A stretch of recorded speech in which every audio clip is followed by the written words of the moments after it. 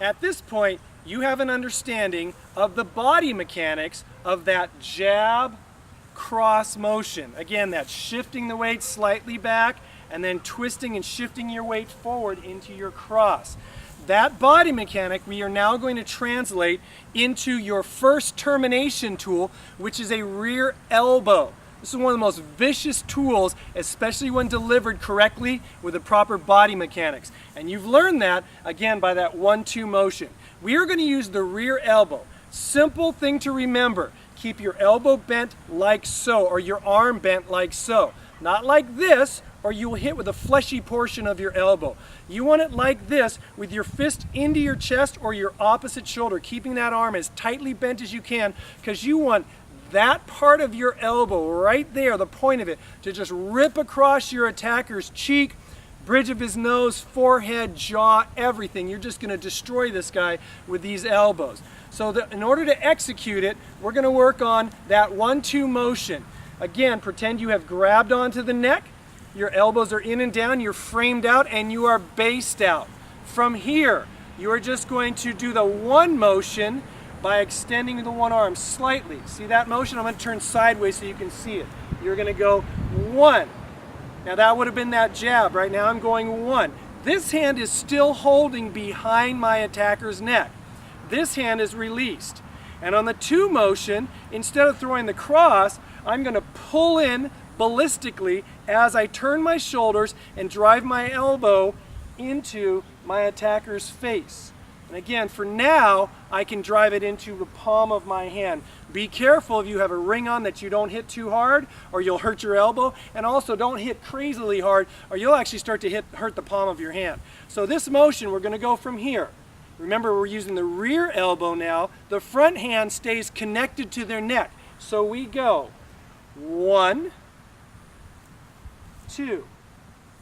Just like that, and then re-grip for now. So we go 1, 2, and re-grip. 1, 2. Again, do that a few times. 1, 2. Again. 1. Notice where my hand is.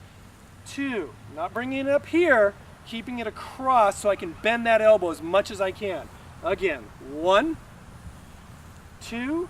Couple more times. 1, 2. Notice the body mechanics. 1, 2. One more time. 1, 2. Now let's switch to the other side.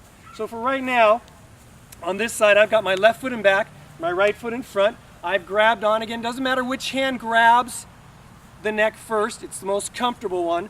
From there, I'm going to go from this position, and I'm going to use this elbow because it's my rear elbow. You can use a front elbow, but it doesn't have nearly the power that a rear elbow has. And remember, we're going for the most powerful tool we can put in to take out your attacker. So that's why we're going with the rear elbow. So from this side, let's practice it on this side. So 1, we set up, shift back slightly, remember not leaning, and then 2, elbow to the palm of your hand. Remember, their head is right here. You'd be pulling them into that elbow. Again, and re-grip. Let's do it again. 1, 2. Notice when I do the 1, I don't lift my elbow up. Never get your elbow up like this. They can slide underneath it. Keep it slightly bent so that way it's hard for them to push in and get underneath it. Could they? Sure. But that's going to be rare, especially given that you've come off of this, right? Again, here we go. Ready? 1, 2. Again. 1, 2. Just copy me on this now. 1, 2. Working body mechanics. 1, slight twist. 2, twisting back. Again. 1, 2. 1, 2. 1, 2. One more time. 1 and 2. Good. Now, take as much time as you need and practice this rear elbow strike as many times as you need to till it's comfortable, and then move on.